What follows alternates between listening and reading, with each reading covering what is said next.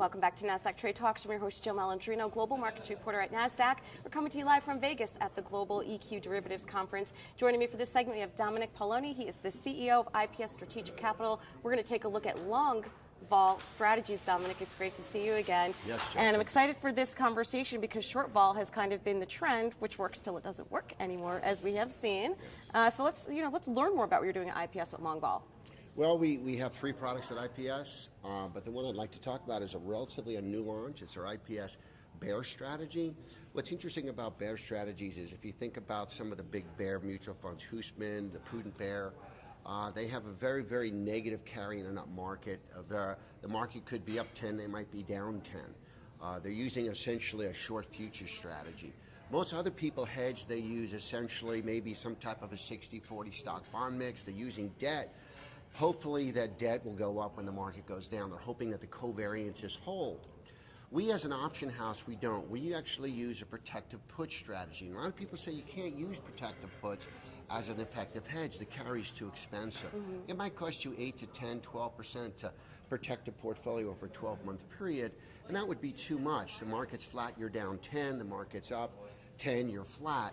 So how can you use something that was really designed as a defined hedge, but you can use it in a way that can reduce the cost of holding that? Well, I'd like to say I think we figured that out with our Bear Strategy. All right, so how is that different from traditional put strategies that you were discussing Okay, before? well, first of all, what we're doing is we're essentially able to reduce the cost of holding our long puts, and we do. We don't use VIX to hedge. We don't use volatility to hedge because vol doesn't always respond when the market's drop. And that's what I wanted to ask you because we've seen some extreme machinations in the market, and you still have a VIX between 16 and 20. You would think, based on markets in turmoil headlines, that you'd see VIX way higher than that, and it's really within its historical average. That's exactly right. So you can't depend on VIX just like you can't depend on debt as a hedging tool. So can you effectively use a tool, a protective put, to hedge and not pay a lot of carry? Well, let me tell you the regression work that we've done.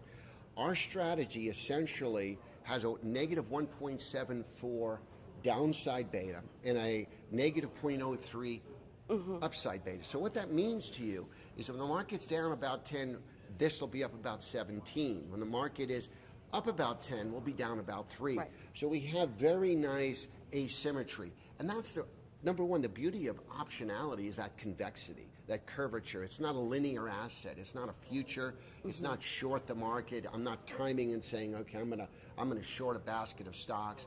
So we're not always delta 1 on the downside. We don't want to be. So what we can do is we can defray the cost by selling short term to finance a lot of optionality downturn. I learned when I was just learning options, the price of an option roughly equals the square root of time. So that means that if I buy a 9-day option, it might cost me $3. If I buy a 144-day option, it costs me $12. So on a relative basis, long-term options are cheap, short-term options are expensive. Right.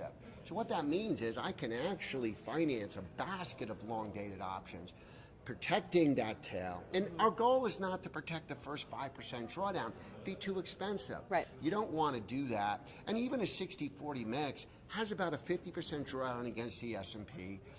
But the problem is on a 60-40 mix, you're getting about 40 to 45% of the upside over the last 8 years on if you run the regression. So not very efficient, negatively skewed. With our strategy, we feel we can capture 60, 70%, allocate as an overlay.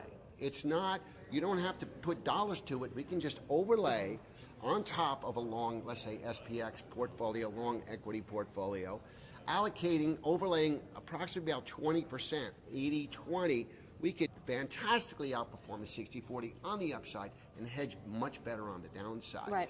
And so yes, we can do that. We can use long optionality as what it was designed to do, as a hedging tool. So it's very exciting. All right, now to wrap up here, 30 seconds, do you think that we're going to continue to see the volatility maybe a little bit more busy than it was last summer for sure? Well, let me put it this way. They asked at the conference how many people think we're going to see a recession in the next year, a downturn. Only one person raised their hand. That tells me it's coming. That tells me everybody's short vol. This whole conference is about volatility risk premium. Guess what? If everybody's on that side, I want to be on the other side. All right, Dominick, great to see you again. Thanks for joining us at EQD. And thanks for joining me throughout the day on Trade Talks. I'm Jill Malandrino, Global Markets Reporter at Nasdaq.